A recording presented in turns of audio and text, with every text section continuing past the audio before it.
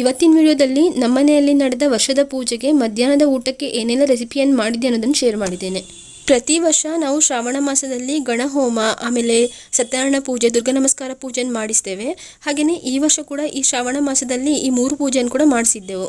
ಪೂಜೆಗಂತೇಳಿ ಜಾಸ್ತಿ ಜನರನ್ನೇನು ಕರೆದಿರಲಿಲ್ಲ, ಮನೆ ಮಟ್ಟಿಗೆ ಮಾಡ್ಕೊಂಡಿದ್ದೆವು. ಹಾಗಾಗಿ ಮಧ್ಯಾಹ್ನದ ಊಟಕ್ಕೆ ಒಂದು 10-12 ಜನರಿಗೆ ಆಗುವಷ್ಟು ಅಡುಗೆಯನ್ನು ನಾನೇ ಮಾಡಿದ್ದೆ. ಪುರೋಹಿತರು ಬೆಳಗ್ಗೆ ಬೇಗ 8:00ವರೆಗೆ ಬರ್ತೇನೆ ಅಂತೇಳಿ ಹೇಳಿದರು.